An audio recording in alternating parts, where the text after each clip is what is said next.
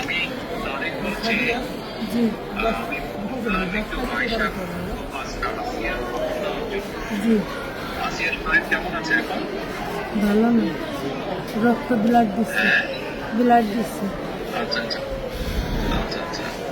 তো আমি আমাদের ওখানে যারা নেতা কর্মী আছে, বিশেষ করে নয়ন আছে ওখানে, ওকে আমি বলেছি আমাদের মাগুরায় যারা নেতৃত্ব আছে তাদেরকে আমি বলেছি যে তারা আপনার পাশে থাকবে, তারা আসিয়ার পাশে থাকবে যাতে করে আসিয়ার ন্যায় বিচার হয়। জি আসিয়ার সাথে যারা অন্যায় করেছে তারা যাতে শাস্তি পায়। জি এর জন্য আমাদের অবস্থান থেকে আমরা চেষ্টা করব, যতটুকু সম্ভব আমরা চেষ্টা করব যাতে দেশের আইন অনুযায়ী আপনারা যাতে সঠিক বিচার জি পান। জি এবং একই সাথে আমি নয়নকে বলেছি যে আসিয়ার জন্য চিকিৎসার জন্য যেসব ব্যবস্থা নেওয়া সম্ভব সেই সব ব্যবস্থাগুলো আমরা চেষ্টা করবো আমাদের দলের অবস্থান থেকে। না, ওই ওই নয়ন ভাই খুব করেছে আমার জন্য। আমার যে খোলাফান আছে আমরা সারা রাত যাবে, আমার জনের যা লাগে সব দিচ্ছে।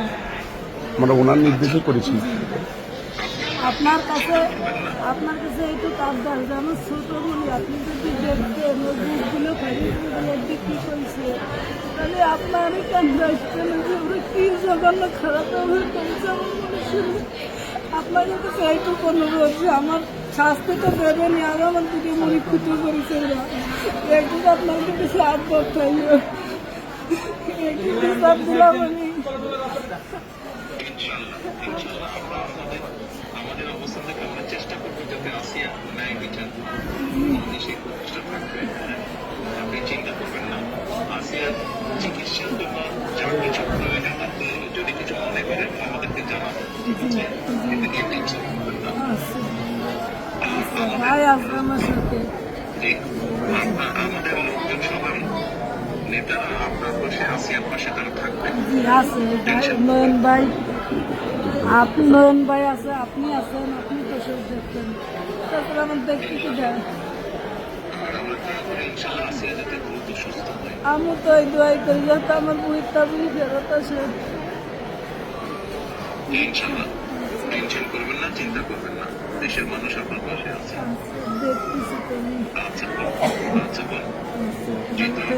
আর দোয়া করবেন আমার মনে। ইনশাআল্লাহ দোয়া করি ভালো থাকেন। জি, আসসালামু আলাইকুম। জি স্যার, আসসালামু আলাইকুম স্যার। আসসালামু আলাইকুম। আসসালামু আলাইকুম। আব্বা কার সাথে কথা বললেন?